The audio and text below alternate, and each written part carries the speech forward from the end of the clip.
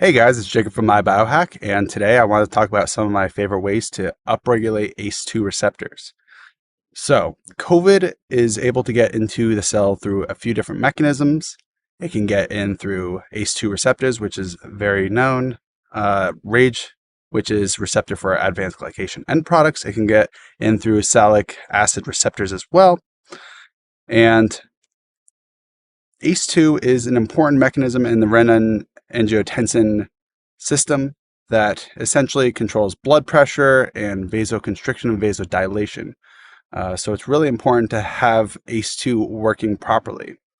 Now, when COVID binds to ACE2 receptor and it goes into the cell to start its replication cycle, you lose that ACE2 on the outer membrane of your cell, especially in the endothelium. And when you lose ACE2, you don't have the ability to convert angiotensin into the proper form to have vasodilation in your blood. So instead, what happens is it attaches to the angiotensin 1 receptor, which causes inflammation, oxidative stress, thrombosis, and vasoconstriction. A lot of things that you hear people with long COVID happening. So there's a difference between men and women in their normal levels of ACE2 receptors. Men tend to have more ACE2 receptors than women, which makes them a little bit more susceptible to COVID infection than women are.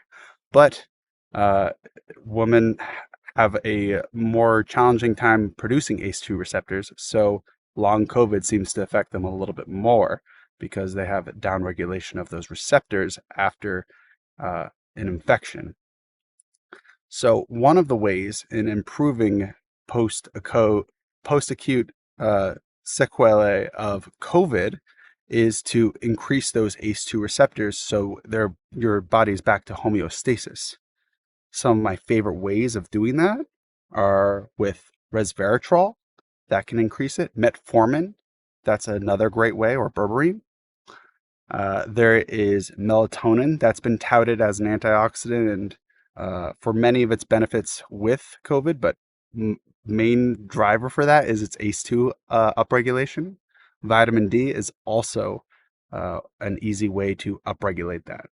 Now, there are some things that decrease ACE2 levels and not in a healthy way, such as spiking your blood sugar, being in a hyperglycemic state.